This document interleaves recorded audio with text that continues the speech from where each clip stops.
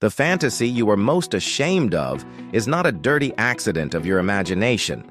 It is the clearest signal your unconscious can send about who you really are. You can suppress it, you can pretend it doesn't exist, but the harder you fight it, the stronger it comes back. That's because the unconscious doesn't speak in polite words. It speaks in shocking images, in extreme scenarios, in desires that frighten you enough so that you finally pay attention. Psychologists agree. Forbidden fantasies are not meaningless noise. They are coded messages about your unmet needs, your hidden wounds, and your repressed emotions. Think about it. Why would your brain invent something that terrifies or shames you? Because shock is the only way to cut through the wall of denial. The fantasy is the messenger. The real message is always deeper. Carl Jung called this the shadow, the collection of traits, impulses, and emotions that society tells you to deny. The shadow doesn't disappear just because you bury it. It hides, it mutates, and then it explodes through dreams, slips of the tongue, or sexual fantasies you never dare to say out loud. What you repress does not die. It waits. And the more you repress, the louder it comes back. This is why the most moral, strict, religious, or pure people often have the darkest inner worlds. You've seen the scandals, priests, politicians, leaders who preached morality but lived in secret chaos. That's not proof of hypocrisy alone. It's proof that repression always rebounds. The tighter the vow, the more violent the shadow's rebellion. Psychologists call this the rebound effect. The harder you try not to think about something, the more it dominates your mind. Like the classic experiment, don't think about a white bear. Instantly, that's all you can think about. Now imagine doing that with your sexuality, your anger, your shame, for years. The result isn't purity. The result is obsession. A therapist once worked with a man consumed by violent fantasies. He was terrified he might hurt someone. But after months of work, the truth came out. He didn't crave violence. He craved being heard after a childhood where every word was silenced.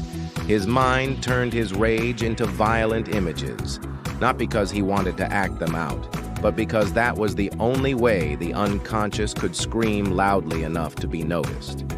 So what about you? What is your shadow trying to scream at you?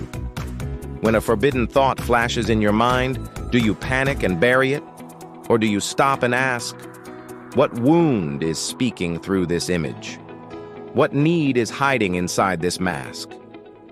Until you ask, the fantasy will keep coming back, darker and louder. Domination fantasies are common, but beneath them, psychologists often find a history of feeling powerless, voiceless, and ignored. The fantasy of control is not about cruelty, it's about finally mattering. Submission fantasies are also common, but they often hide the exhaustion of carrying too much responsibility, of needing safety, of longing to finally let go. Even humiliation fantasies make sense. They turn childhood shame into something you can choose, a way to rewrite the story by controlling what once controlled you. None of these desires are sickness. They are metaphors. The unconscious doesn't speak rational language. It speaks in symbols, and the more extreme the symbol, the more urgent the need it represents. Did you know that forbidden fantasies trigger the same dopamine spikes as drugs? The brain rewards shock, because shock forces awareness. This is why the more taboo the image, the more it sticks. It's not because you want to live it out. It's because your brain won't let you ignore the message. Your fantasy is not a plan. It's a code pointing toward unmet needs. The need for respect, for freedom, for safety, for power. But until you translate the code, you mistake the fantasy for corruption. You feel shame where there should be curiosity. Maybe you don't crave submission. Maybe you crave the safety of finally being able to rest in someone else's arms. Maybe you don't crave domination. Maybe you crave the dignity of finally being respected after years of disrespect. Maybe you don't crave the forbidden. Maybe you crave freedom from a suffocating life, The fantasy is just the mask. The need is the face beneath it. Ignoring the shadow doesn't erase it. It gives it control. Every time you bury it, you make it stronger. Every time you face it, you take back your power. Which will you choose? Denial or freedom? Think of your fantasy as a locked box you've carried your whole life. You avoid opening it, convinced there's a monster inside. But when you finally dare to open it, you discover it isn't a monster at all. It's a wounded child. It's a voice you silenced. It's a part of you that's been begging to come home. Behind every forbidden image is a wound, and behind every wound is a truth. The truth of who you are when no one is watching. Will you keep running from it, or will you finally face it? Trauma bonding, shame loops, dopamine highs. Psychology explains every detail. But none of the science matters if you keep lying to yourself. Because every time you say, "That's not me," you give your shadow more power. Denial is not protection, it's surrender. So let me ask you directly, are you brave enough to admit the truth? Or will you keep wearing the mask of innocence while your unconscious runs the show? What are you hiding behind your smile? What fantasies are screaming behind your silence? Stop pretending you're pure. Stop pretending you're different.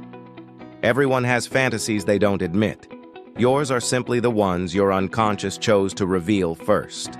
Your forbidden fantasies reveal your true self. They're not your enemy. They're your key.